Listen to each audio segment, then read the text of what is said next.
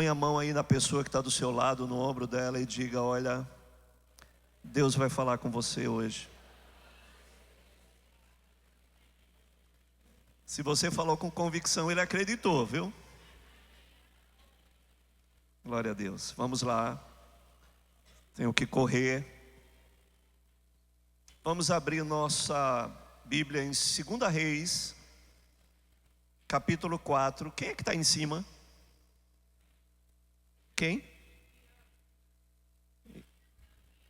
Meu filho, por favor, me ajude. Esse texto, eu quero que você coloque esse texto na King James, tá?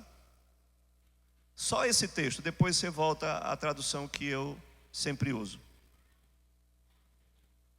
2 Reis, capítulo 4, a partir do verso 8. Vem comigo, no nome de Jesus. Maiara quase que ministra a palavra para mim, mas...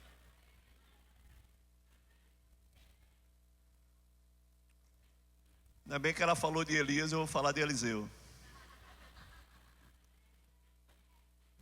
Vamos lá.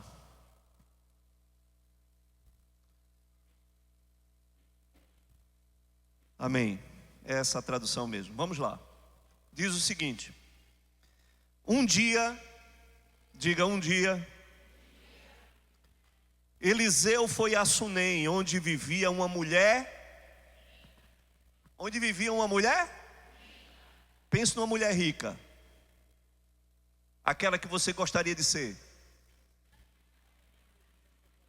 Era essa mulher. Ok?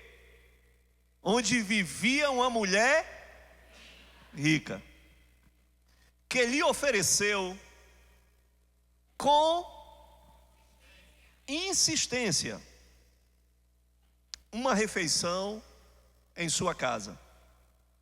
Depois disso, sempre que passava por aquela cidade, ele parava para visitá-la e comer alguma coisa.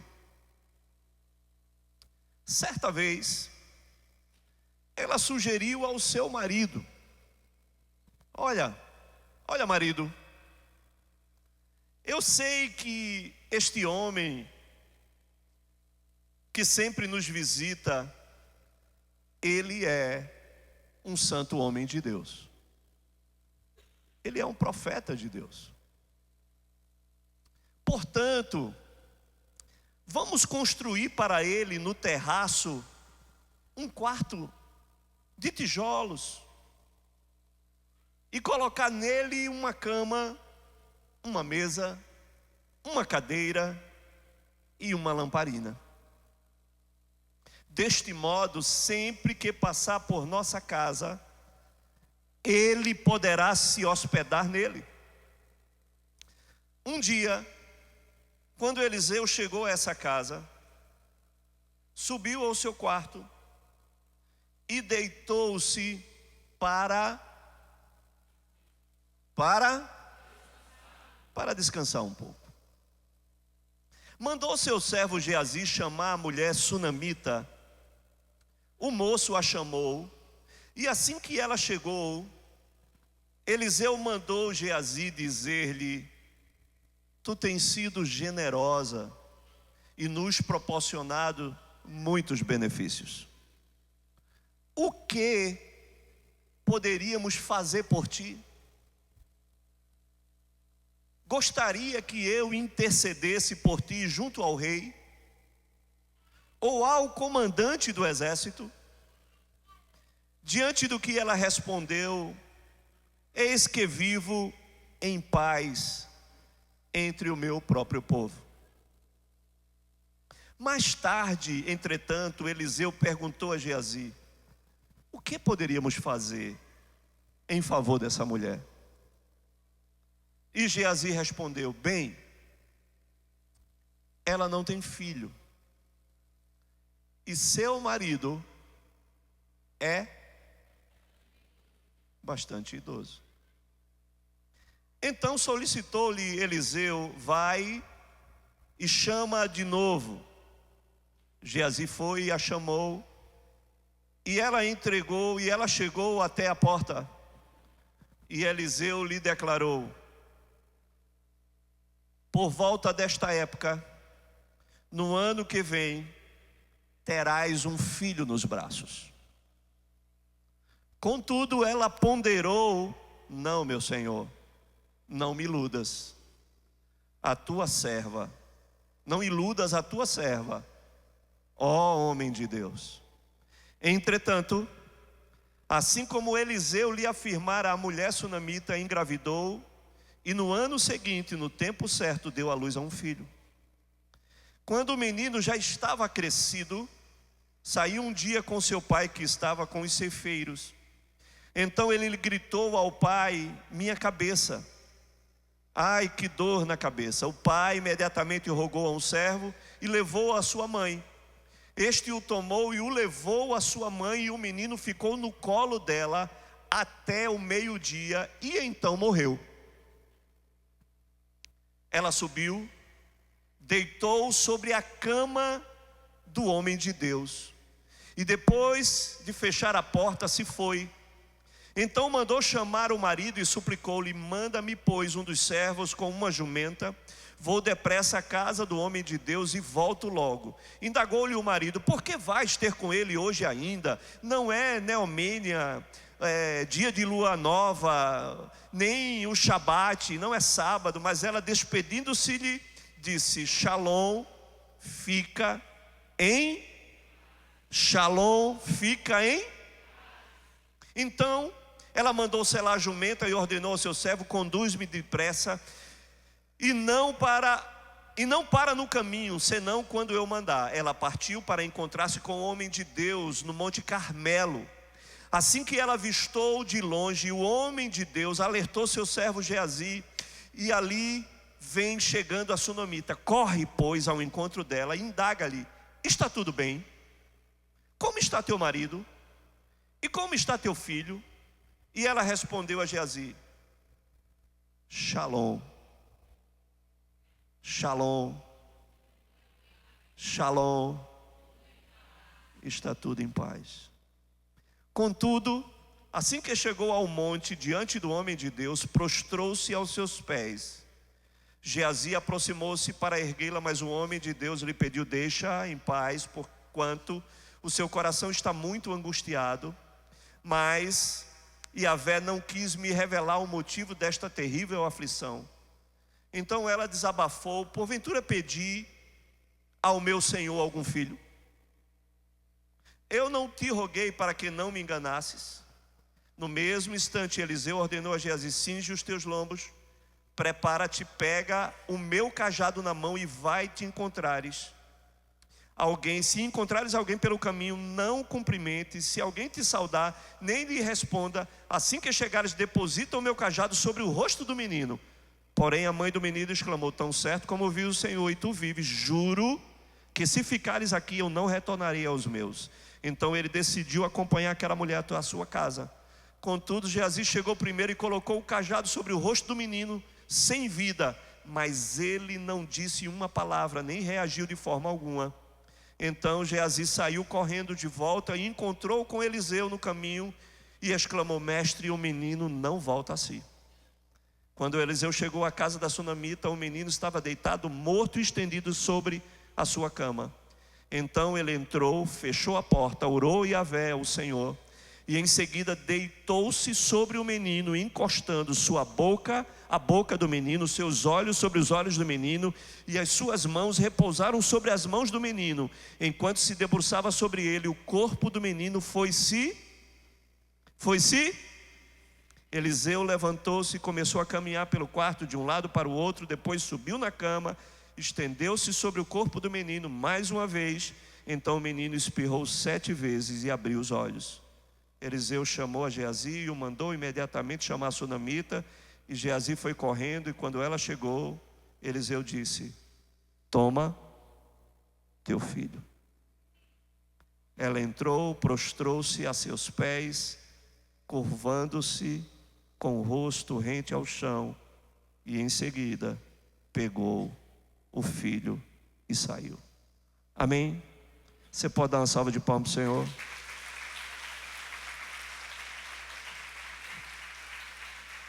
Amém.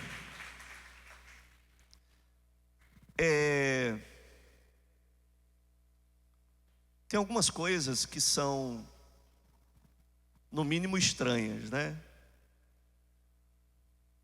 E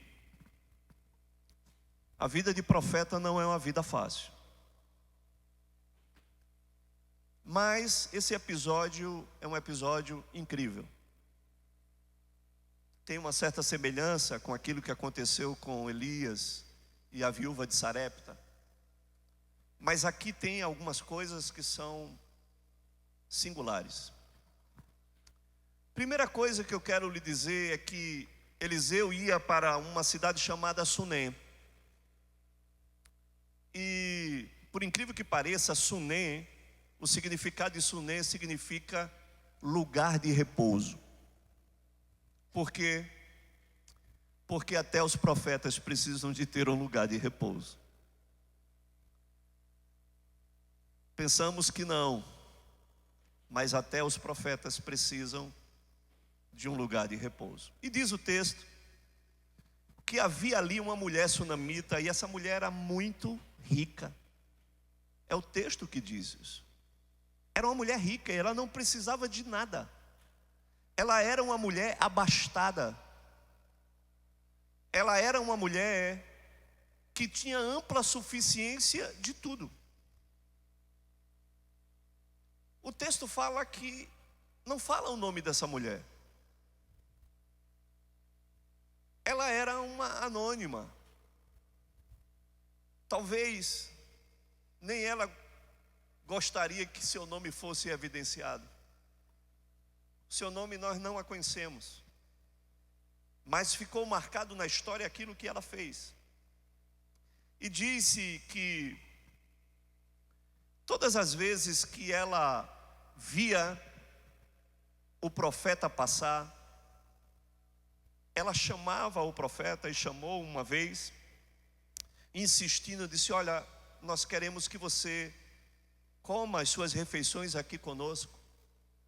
E o profeta, ele fez isso a primeira vez, e todas as vezes depois que ele passava por essa cidade, Sunem, uma cidade com um número sui generis, lugar de descanso, ele entrava na casa dessa mulher e fazia as refeições na casa dessa mulher.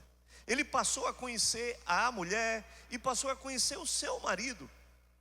E aquilo se tornou algo tão frequente, e aquela mulher, ela teve tanto discernimento de Deus, de reconhecer que ele era um santo homem de Deus, um profeta de Deus, um homem que era um homem incomum. Ele não era comum igual aos outros que passavam, inclusive igual aos outros profetas que passavam. E aquela mulher, num certo dia, né, ela interpela seu marido com uma sabedoria diferenciada, né? Porque a mulher tem que ser sábia para falar com o marido na hora certa, né, meu irmão? Se falar com o marido na hora errada, vai dar BO. Não vai conseguir nada. Mas uma mulher sábia fala com o homem na hora certa. E fala sugerindo alguma coisa para ele. Não fala dizendo, mandando. Ela sugeriu ao marido: olha, todas as vezes que esse homem de Deus, ele vem aqui e janta na nossa casa e come conosco, esse homem é um homem de Deus. Ele é um profeta de Deus. Eu tive pensando e queria aqui colocar com você: será que a gente não poderia construir um quarto para esse homem? O que você acha? Vamos honrar esse profeta. Vamos construir um lugar para ele, um quarto onde ele possa descansar, porque eles fazem as refeições aqui, mas depois ele tem que ir para outro lugar, e ele não tem um lugar para repousar, inclusive da sua caminhada. Vamos construir lá. Nós colocamos uma cama, colocamos uma mesa, colocamos lá uma lamparina, para que ele possa lá descansar, ele e o moço dele, Geazi, e lá eles possam ter um tempo de recarregar as suas baterias. E aquele homem seguiu as palavras dessa sábia mulher e construiu um lugar para o profeta. Honrou o profeta, fez um quarto, uma cama para ele. E a partir dali, aquele homem, ele já transitava dentro da casa, e ele já passava a conhecer de fato a realidade da vida daquela família. Abrir a casa é abrir a sua intimidade para outra pessoa, sim ou não? A pessoa passa a conhecer outra. Olha, gente, é incrível isso. Nós passamos a conhecer as pessoas quando sentamos na mesa junto com elas, sim ou não? A mesa é algo poderosíssimo. A mesa é algo instrutivo, é algo pedagógico, é algo de um conhecimento. Nós conhecemos toda uma casa quando nós sentamos na mesa para fazer algum tipo de refeição. Ao entrar na casa, nós temos um diagnóstico, nós temos uma fotografia de como é aquela família, sim ou não? Nós sabemos como aquela família age e interage. Nós temos, de certa forma, um retrato sobre tudo aquilo. E aquela mulher, de uma forma sem nenhum tipo de reservas, ela desejou que aquele homem, ele pudesse transitar sobre a sua casa. E aquilo constrangeu tanto o profeta. De fato, ela constrangeu o profeta. E depois de ter ficado naquele quarto, imagina, ela era uma mulher mesmo, como? Ela era uma mulher? Então ela deve ter feito uma suíte daquele nível para o profeta, sim ou não? Sim ou não? Deve ter feito algo de excelência. Eu tenho certeza disso. Ela fez algo tão de excelência que quando o profeta foi lá para descansar, ele ficou inquieto. E ele disse: Geazi, vem aqui, Geazi. Eu estou inquieto aqui. Eu estou inquieto, eu tenho que fazer. Precisamos fazer alguma coisa por essa mulher. O que é que a gente pode fazer por essa mulher? E Geazi disse: rapaz, vamos perguntar a ela a esse respeito, manda chamar ela. E quando mandou chamar ela, ele disse: olha, você tem feito tantas benéficas, você tem nos honrado, você tem nos tratado com tanta honra, que eu queria saber se poderíamos nós fazer algo por você. Profeta naquela época, e um profeta como Eliseu, como Elias, eles eram respeitados pelos reis. Eles eram reconhecidos pelos comandantes dos exércitos. Ele era um homem de influência sobre a nação, reconhecido sobre a nação. E ele chega para aquela mulher e disse: você quer que eu intervenha, interceda por você, alguma coisa diante do rei? Ou diante do comandante do exército? Pois eu posso falar para ele alguma coisa. E ela disse: não precisa. De nada eu preciso. Eu habito aqui no meio do meu povo, está tudo bem. E ela foi embora. E Elias ficou no quarto. Não é possível. Eu ainda estou inquieto aqui. E no coração de Elias, talvez, ele imaginou que não há alguém que tenha tanto que não precise de nada. Como também não há alguém que tenha tão pouco que também não possa dar alguma coisa. Você está me entendendo? Porque tem pessoas que talvez tenham muito, mas sempre estão carentes de alguma coisa.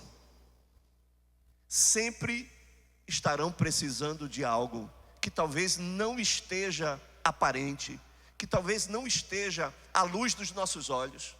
Mas a inquietação de Eliseu continuou.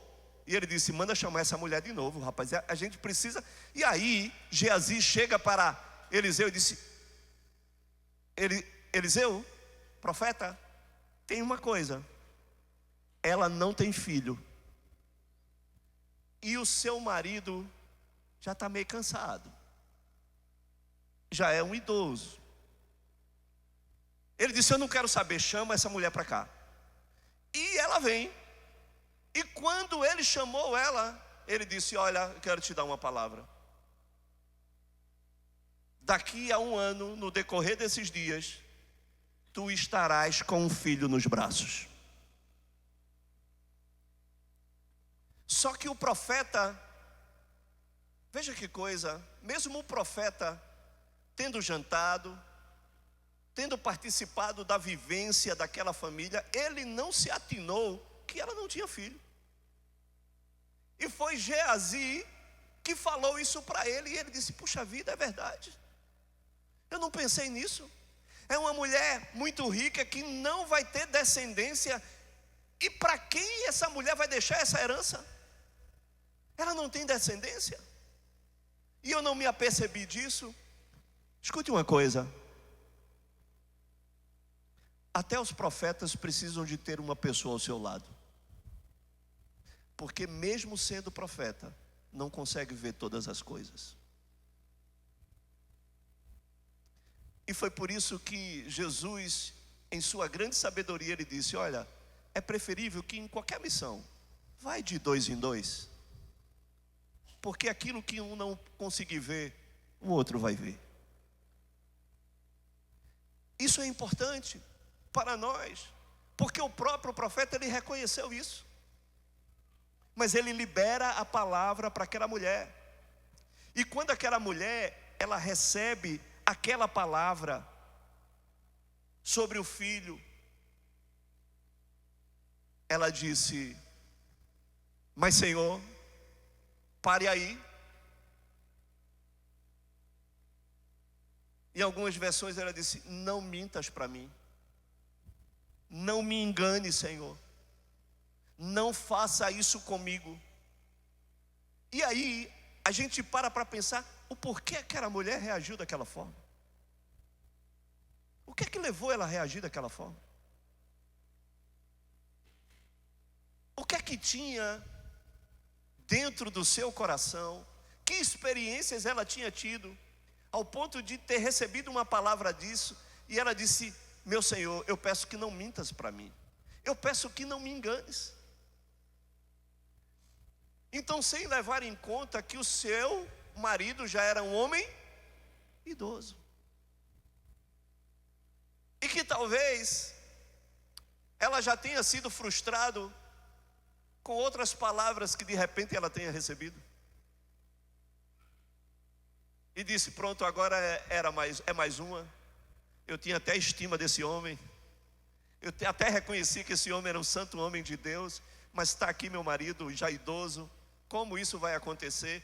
Mas Eliseu entrega a palavra, e depois de 1 ano aquela mulher concebe e dá à luz a um filho.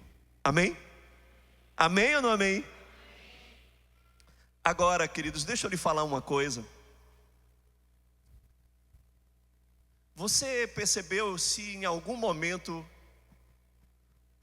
foi Deus que entregou essa palavra sobre o filho dela?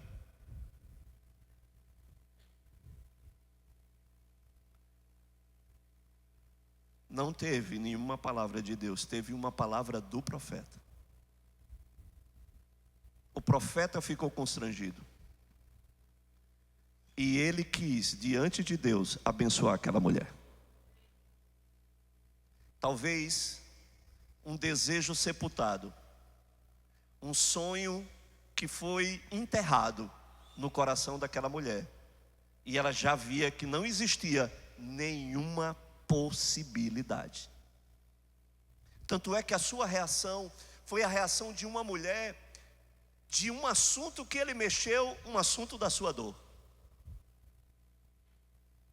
Mas aquele homem entrega a palavra e vai embora, e depois de 1 ano, não me diga como, assim como Abraão, aquele velhinho recebeu uma unção de Deus, e aquele velhinho botou para gerar.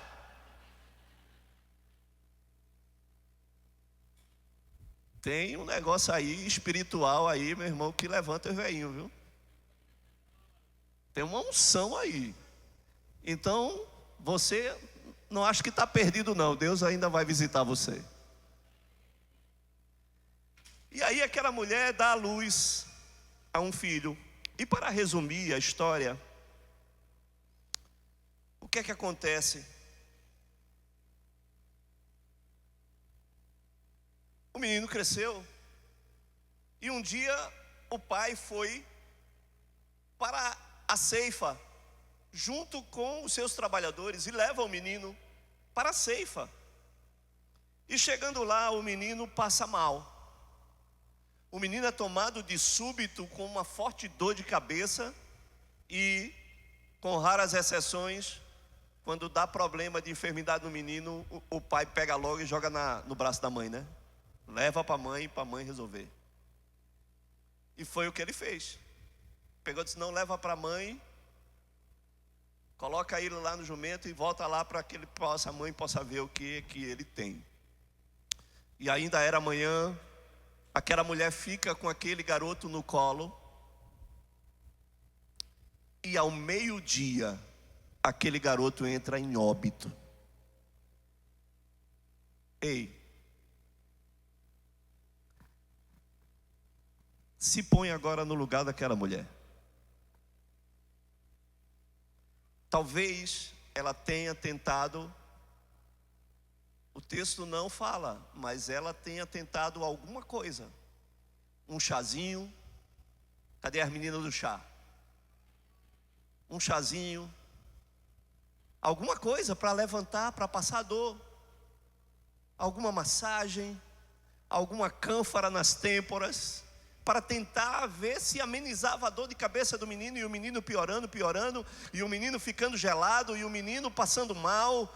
Enfim, talvez o menino vomitando e ficando desfalecido, ao ponto de que ao meio-dia, depois dela ter tentado talvez tantas manipulações lá, aquele menino vem a óbito, morre. E a primeira coisa que aquela mulher pega aquele menino nos braços, não fala nada para o seu marido, que já era idoso. O texto fala que ela não diz nada, mas ela pega aquele menino nos braços, sobe no quarto do profeta, coloca na cama do profeta, o menino lá deitado na cama do profeta. E fala para o marido, olha, abalda aí um jumento, fala aí com os servos, porque eu vou agora falar com o profeta Eliseu, eu vou lá na casa dele. E ele diz, mas você vai fazer lá o quê?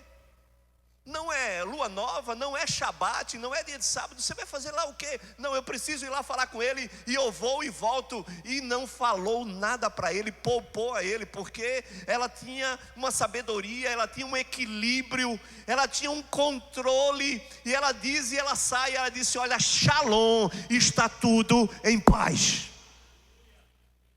Ei, será que você teria esse mesmo equilíbrio e confiança? Aquela mulher talvez ela pensou assim, eu estou administrando um óbito, é melhor administrar um só do que dois. Porque se eu falo para ele, eu posso ter que administrar dois problemas. É melhor administrar apenas um. E ela chega para aquele marido e ela disse, Shalom. Nada fora do lugar, nada quebrado, nada faltando, fica em paz, eu vou falar com o profeta. Amém ou não amém? Uma mulher equilibrada, ela se torna o equilíbrio da sua casa. Ela se torna o termômetro do seu lar. Ela se torna o ponto de equilíbrio da família. Uma mulher que confia. Uma mulher que não se esguela, não se esberra e que não gera um ambiente talvez tumultuado, confuso, desesperado. Não. Aquela mulher, ela manteve e disse, o Shalom de Deus vai permanecer na minha casa. E ela procura o profeta, e vai em direção ao profeta, e ela anda 32 quilômetros até o Carmelo, num burrinho, algumas horas, até chegar lá. E chegando lá, do Monte Carmelo, o profeta olha para lá e diz, o que está vendo? A sunamita está ali, vindo. Geazi, tem alguma coisa estranha, aquela mulher está vindo sozinha. Isso não é comum. O que é que ela está vindo dia de hoje aqui? Realmente não é Shabat, não é lua. O que é que está acontecendo? Vai lá, pergunta lá a ela. Pergunta se o marido dela está bem. Pergunta se o menino dela está bem. Aí Geazi desce correndo, quando chega lá e disse, está tudo bem com você? Está tudo bem com seu marido? Está tudo bem com o seu filho? E ela, mais uma vez, ela disse o quê? Shalom. Está tudo em paz. E aí, diz o texto, ela sobe o monte. Amém?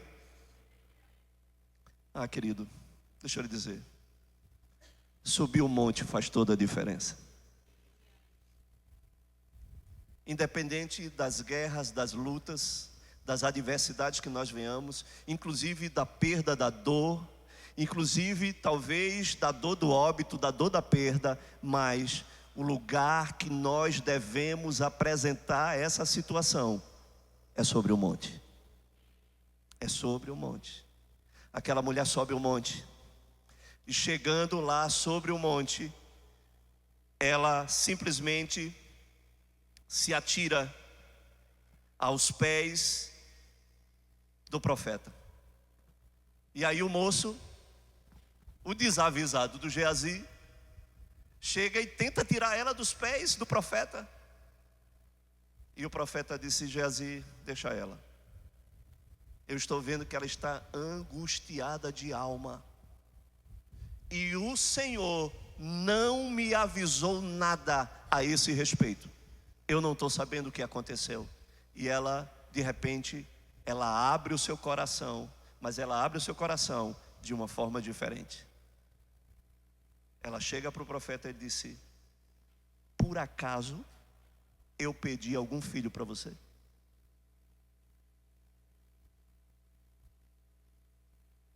Pense em digerir uma palavra dessa. Agora te coloca do lado do profeta. O que aquela mulher falou foi disse: eu lhe pedi algum filho. Eu disse para você não me enganar. O meu filho está morto. E aí o profeta de prontidão: Geazi, Geazi, Geazi, te levanta agora, vai. Porque o negócio agora ficou estreito. O negócio agora ficou apertado para mim. E a gente tem que agir, fazer alguma coisa. E ele chega para Geazi e disse: olha, a responsabilidade agora é minha. Recaiu sobre nós. A responsabilidade dessa palavra é minha. Essa causa, ela é nossa. Vem aqui, Samir. Samir vai contar aqui um testemunho, rapidinho.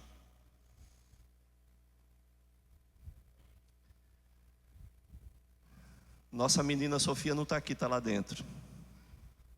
Mas, alguns anos atrás, Samir tinha recém-chegado. Quanto tempo? 27 de março de 17.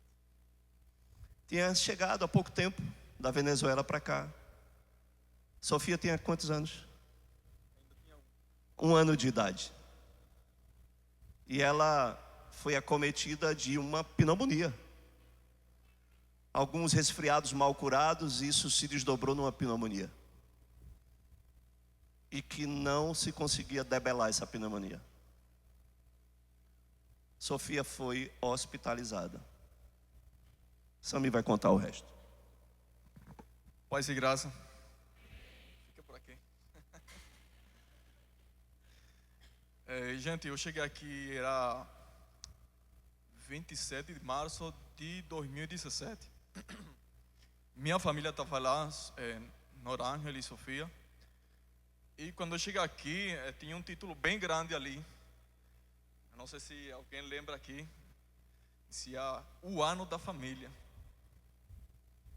Eu cheguei sozinho e eu passava muita coisa na minha cabeça, né? Depois de vários meses, Norângela conseguiu chegar com Sofia. E ao pouco tempo, Sofia pegou uma pneumonia. No caso, foi uma bactéria que foi transferida da pessoa que cuidava dela. Sofia chegou na UPA, da UPA foi para a policlínica em Jabotão, aqui em Prazeres. Dali foi para o Hospital da Restauração. E dali foi para a UTI de Otávio de Freitas, Regipiú. Estando lá, a senhora que cuidava dela faleceu. Aquela pneumonia virou uma infecção generalizada, faleceu. Aí começaram a passar coisas na minha cabeça. Sofia ia piorando. Chegou um momento que ela na maca estava com o dreno, entubada e segurada com diazepam para não se mexer e o dreno não sair. Tinha crise severa de tanto antibiótico, né? Chegou um ponto que o médico ele disse: olha, a gente está administrando 2 antibióticos, a gente fica trocando no dia e não tem mais nada o que fazer. O pulmão dela, literalmente ele estava, é como quando a gente, quando cai óleo quente na pele, o antibiótico era tão forte que estava ferindo o pulmão dela. Aí viravam borbulhinhas de água e essa água saía pelo dreno. Aí o médico diz: o mais possível é que a gente faça outra tomografia e a gente vai encaminhar ela com essa tomografia para o IMIP, e aí o cirurgião ele vai retirar parte do pulmão que está. Você já parou para pensar, como o Marcelo falou, o nosso pastor,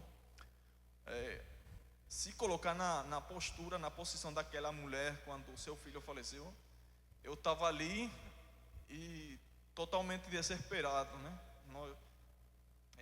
Aquela mulher faleceu, já começaram a chegar pensamentos. O inimigo começa a atacar. Só que também tem gente que sobe o monte junto. Amém? E assim como aquela mulher subiu ao monte, teve muita gente aqui. Eu lembro de Vânia, ajudou muito a gente com Johnny. Por aí está. Cadê a Sila? Está por aí? A Sila também foi grande bênção. Os pastores. Ainda tem mais gente por aí, né? Que ficou bem de perto. Janaína. Enfim. Quando os médicos foram lá fazer aquela tomografia para encaminhar ela, eu lembro que aquele dia estava lá Daniele e George. Aí ele disse: Samir, vai lá, tu está cansado, está com fome, vai lá fora, eu fico aqui. Aí eu saí e quando voltei, o médico disse: olha, não tem nada na tomografia, parece talvez foi um erro, alguma coisa. Aí eu: não tem nada, eu quero ver minha filha, eu vou lá a ver minha filha. Aí nesse instante Sofia tirou o negócio que ele tinha na mão, tirou a sonda, que ela tinha uma sonda, e começou a chorar. E aí o médico chegaram e eu disse: doutor, porque a gente me aproveita e dá alguma coisa para ela comer? Aí ela comeu. Aí o médico chegou e disse: olha, eu vou verificar aquela tomografia de novo com o médico para ver o que foi aqui, se está errado. Aí eles voltaram. Quando eles voltaram, Sofia tinha comido depois de mais de 2 meses. Ela tinha comido. Aí o médico disse: olha, ela não tem nada. A tomografia está perfeita, ela não tem nada. Desde aquele dia eu entendi que o Senhor tinha feito um milagre sobre a vida de Sofia. Amém? Obrigado, Senhor.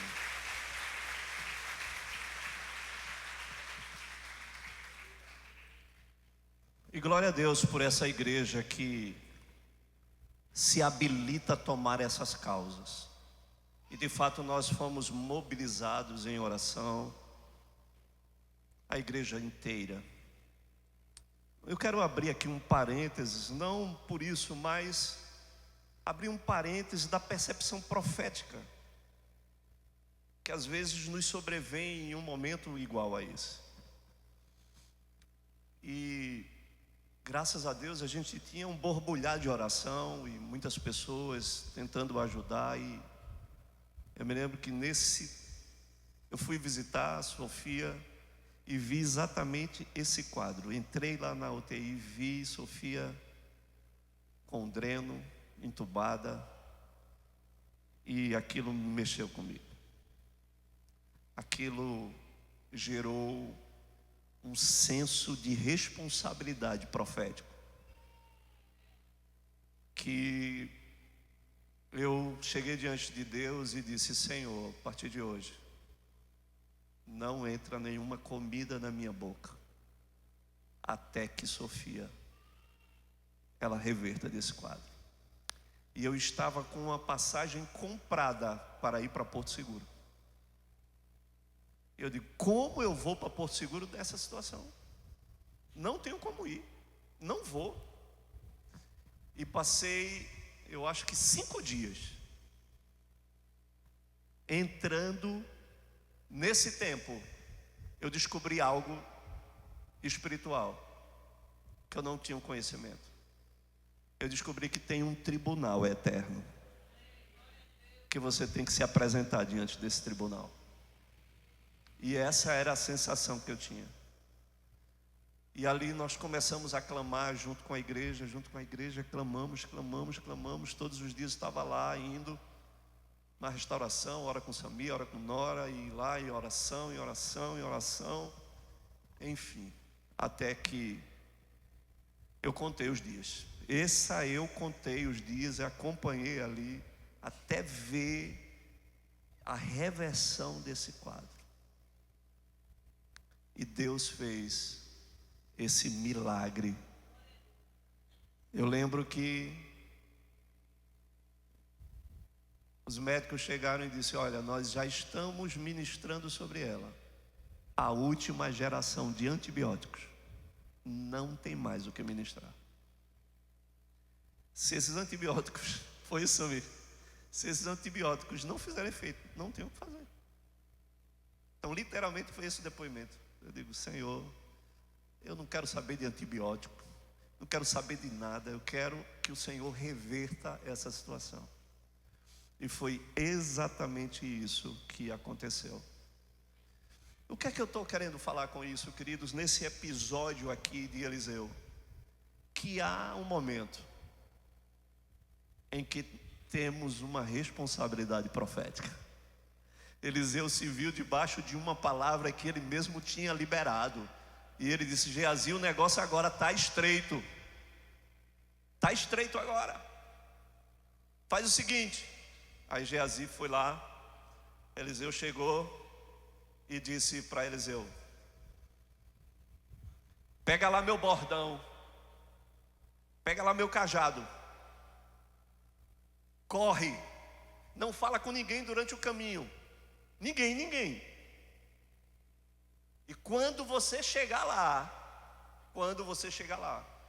pega o meu cajado, o meu bordão, coloca sobre a face do menino. E Geazi foi correndo, pegou o cajado, chegou lá, subiu no quarto, né? Acho que nem o marido viu nada, chegou lá, colocou o bordão sobre a face do menino e nada aconteceu. Ele sai correndo de volta, e chega diante do profeta e disse: olha, o menino não se mexeu, ele continua da mesma maneira. E aí o profeta entendeu que ele tinha que ir lá. E aí ele vai lá, já no caminho, para fazer aquilo que ninguém poderia fazer, porque ele tinha uma responsabilidade profética. Queridos, deixa eu dizer uma coisa: há situações em que o bordão ou o cajado do profeta não vai levar vida para ninguém. O profeta vai ter que ir. Haverá momentos ali em que não tem o que se fazer, porque o próprio profeta vai ter que ir lá no local. E aí, queridos, isso nos remete a uma realidade muito interessante, porque Deus, através de Jesus, Ele não ficou lá no trono. A palavra de Deus diz que Ele desceu. A palavra de Deus diz que Ele veio, e Ele veio vestido de homem e habitou entre nós. Ele não enviou uma palavra, Ele não enviou um anjo. Ele nasceu de um ventre de mulher e Ele não mandou ninguém realizar aquilo que só Ele poderia realizar. Ele veio, Ele desceu. Eu quero dizer uma coisa: nas horas que nós precisamos, é Ele que precisa vir, é Ele que vem. E profeticamente, nas horas que nós precisamos agir, somos nós que temos que ir. Então, Eliseu, pois, vai naquela casa e entra no quarto. E diz o texto que ele faz uma oração. Agora eu quero parar com você aqui para pensar: como foi essa oração de Eliseu, hein? Que oração foi essa? Rafa Amorim, vem aqui. Sobe aqui, porque eu não vou te dar com um cajado não, fica tranquilo. Mas sobe aqui. Eliseu lá sobe naquela casa. E diz o texto que ele entra no quarto e começa a orar. Entra em oração. Como foi aquela oração? Irmãos, eu sou meio curioso e eu fico imaginando como foi aquela oração de Eliseu. Como foi que ele se coloca diante de Deus naquele momento para dizer ao Senhor: Senhor, eu liberei uma palavra sobre essa mulher. E essa palavra, ela se cumpriu. O menino nasceu. E ela me reconheceu como um santo homem de Deus. E agora, como é que eu fico? Como é que eu fico nessa situação? Ela me honrou. E eu liberei uma palavra sobre ela. E agora tem o seguinte: Senhor, está o meu nome e está o teu também nisso. Não está só o meu nome, está o meu e o seu, está em jogo. E diz o texto que depois daquilo, Eliseu, agora pensa nisso, irmãos. Eliseu se deita sobre o menino.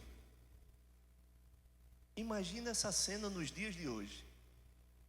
O que é que isso não iria provocar? Eliseu se deita sobre o menino, abre a boca do menino, boca com boca, olho com olho e mão com mão. Rafa, fica tranquilo, Rafa, nada vai acontecer. Rapaz, por que vocês pensaram logo nisso, hein?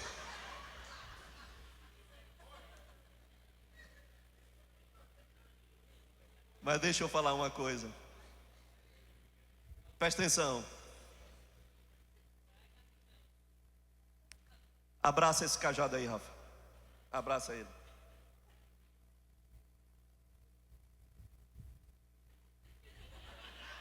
Tá bom.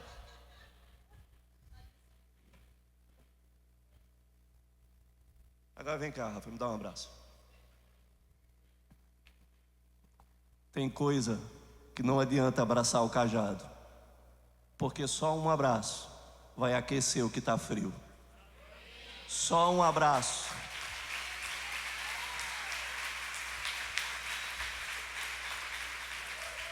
Só um abraço vai poder consolidar uma vitória, vai poder premiar uma conquista. Só um abraço vai poder curar o enfermo. Só um abraço vai poder libertar o cativo. Só um abraço é possível transmitir vida àquilo que está morto.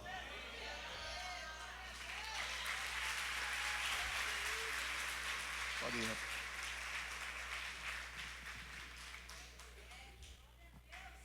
aquele profeta se deita sobre o menino, boca com boca. Faz uma semana que eu estou debruçado sobre essa palavra, e eu digo: Senhor, me faz entender isso. Boca com boca, olho com olho, mãos com mãos. Disse que quando Eliseu se deita sobre o menino começa a aquecer o seu corpo.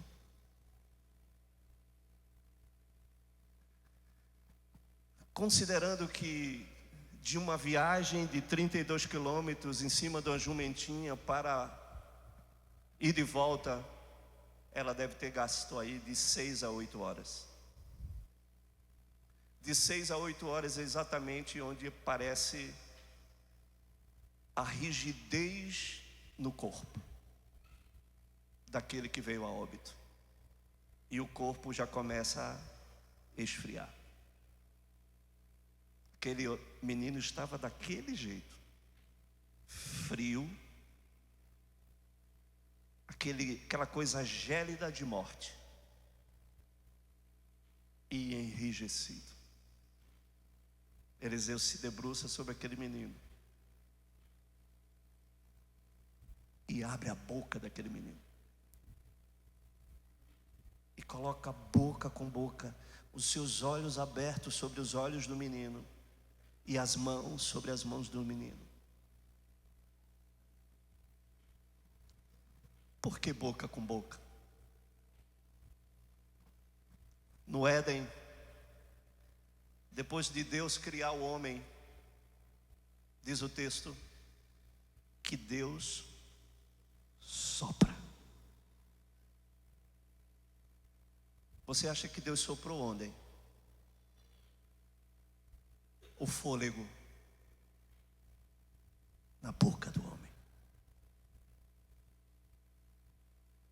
E quando Deus sopra o sopro de vida sobre a boca do homem, os olhos do homem se abrem. E quando os olhos do homem se abrem, ele contempla a face de Deus, olho no olho, boca com boca. E diz o texto que Deus fez o homem do barro com as suas próprias mãos.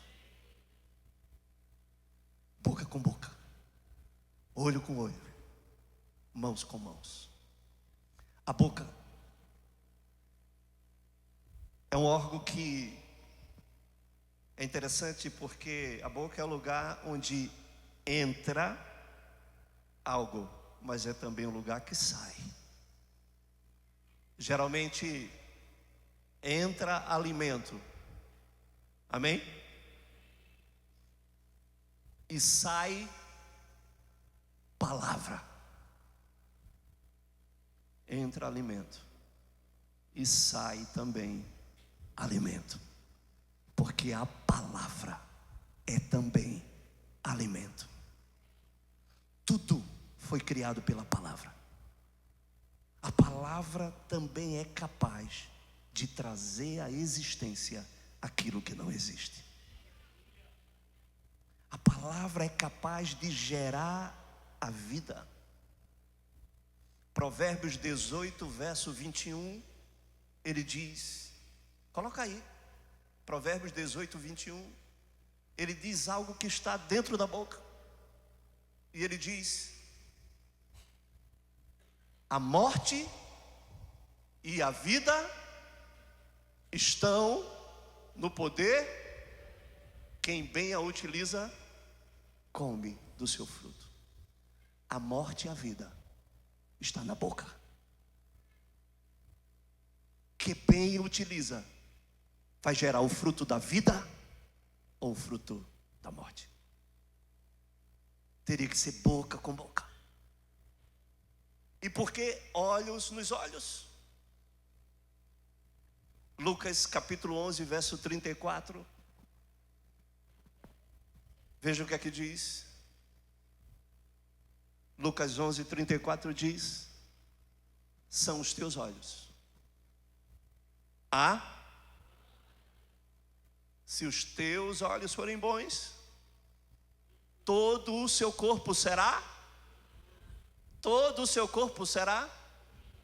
terá luz sobre todo o seu corpo. Amém? Mas ele continua: mas se forem maus, o teu corpo ficará em trevas. 35, repara, pois, que há luz e que há em ti não seja trevas. Os olhos são lâmpadas acesas. Os olhos iluminam todo o nosso corpo. Amém ou não amém? Os olhos do profeta, eles são o que mesmo? Eles são o que mesmo? Os olhos são olhos, lâmpada. Onde há luz, se dissipa o quê? As trevas. Onde há luz, a escuridão, ela vai embora. Amém ou não amém? Eclesiastes 12, verso 3. Eclesiastes 12 fala do dia da canseira, do dia quando vieram os maus dias, naquele que não dirás, que não terás neles mais prazer, onde sua boca estará cansada, suas mandíbulas. Mas ele fala no verso 3: resolvi no meu coração, 12:3, no dia em que tremerem os guardas da casa, os teus braços, e se curvarem os homens outrora fortes, as tuas pernas, e cessarem os teus moedores da boca, por já serem poucos, e se escurecerem os teus olhos nas janelas. A morte, ela escurece, porque a morte, ela vai trazer a percepção de que a lâmpada se apagou. Olhos nos olhos, lâmpada, trazendo de volta a luz que se apagou, trazendo de volta a luz que se esvaiu, as janelas que se escureceram, os olhos trazendo de volta a luz em meio às trevas da morte. Por isso ele colocou os olhos nos olhos daquela criança. E as mãos nas mãos. As mãos, elas servem para segurar. As mãos, elas servem para sustentar. As mãos servem para abençoar. Amém? Boca na boca, olhos nos olhos. Mas as mãos, daqui a mão, Rafa, as mãos está querendo dizer: eu estou te trazendo de volta. Obrigado. Boca na boca, olhos nos olhos, mãos nas mãos. Aquele menino voltou, e ele foi entregue de volta para sua mãe. Eu quero concluir com uma palavra. Aquela mulher, ela não tinha obrigação nenhuma de fazer nada pelo profeta. Você está entendendo?